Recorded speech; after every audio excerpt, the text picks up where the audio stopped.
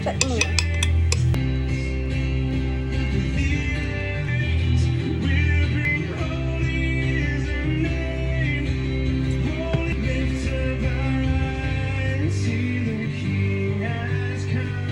Kung hindi nga ako magkakamali sis, ay July 3 pa nga ito nung nagpunta ako ng school para gumawa ng RPMS. O, diba? Late na, pero sayang naman kung hindi ko i-voice over. Kaya tara, samahan mo ako and spend another day with me as 27-year-old public school teacher, small multi-shop owner, wife, and a mom. And back with another mini vlog. O, diba? Snail White, baka naman. Charis. Pagpasensyahan nyo na nga tong boses ko mga sis kasi, ayan, hindi pa nga tayo masyadong magaling pero for the go tayo mag-vlog. Sabi ko nga dun sa nakaraan kong vlog mga sis, yung isang vlogger na teacher, promote niya yung isang product. Ako, ito ipopromote natin kasi super nice nga niya. Itong Beauty White Derma Skincare. Itong lip tint nila for the ganda yan mga sis. Konti lang nilalagay ko dyan mga sis, pero super nice talaga yan. Talagang plakado na yung lips mo at yung cheeks mo. Hindi nga talaga ako makakapagsalita kapag nag-get ready with me vlog ako sis, kasi tulog pa yung dalawang bata, charis. Pagkababa nga namin mga sis, syempre nag-breakfast muna kami and may batang malungkot. For you, baby ko. Hold on. Kasi Amira naman, akala mo mag-a-abroad yung nanay mo, papasok lang ako, charis. So, syempre, inatid na ako ng asawa ko sa school, mga sis. And after nun, wala na akong vlog kasi nga nagmamadali akong matapos sa isang araw yung RPMS ko, o, diba?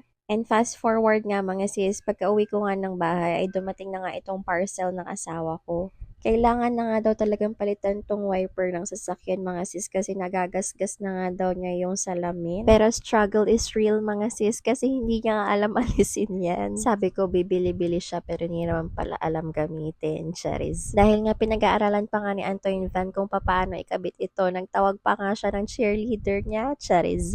Hindi ko na nga na-video mga sis, akala ko kasi medyo matagal pa pero ayan, success na nga nailagay na niya yung isa. O diba easy lang pala mga sis. Mas magandang araw ito mga sis compare nga dun sa nabili namin sa mall. So kung gusto nyo rin ilalagay ko ang link sa comment section. Nung kinagabihan nga mga sis, ang lakas ng trip nitong si Amira. Gusto niya pang mag-Milo bago matulog.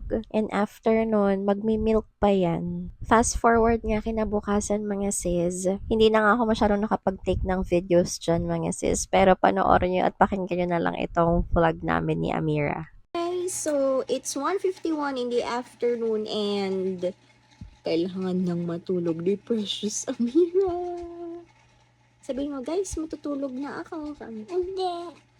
Sabihin mo. So, dahil ayaw pa nga matulog ni auntie ninyo, ayan, nagkulitan lang kami dyan. So, after ko nga mapatulog si auntie ninyo, bumaba na rin ako kasi may mga orders. And ayan, ako gumagawa ako ng frappuccino while yung husband ko ay nagluluto dun sa likod. So, ang ginagawa ko pala is Java Chips Frappuccino. And ayan, hinaf ko lang kasi nakalimutan ko pala ilagay yung pearls na sinkers kasi the customer asked for an additional sinkers na tapioca pearls. And ayan, naglagay na lang din ako ng whipped cream on top. Medyo pangit nga tong tip na nailagay namin mga sis, kaya ayan, dinagdagan ko pa siya. And caramel sauce for finishing. May pa ganun, charis. So that ends our vlog. See you again next time. Don't forget to like, follow, share, comment, and subscribe na kay ganun din sa aming YouTube channel. Thank you guys for watching. Bye!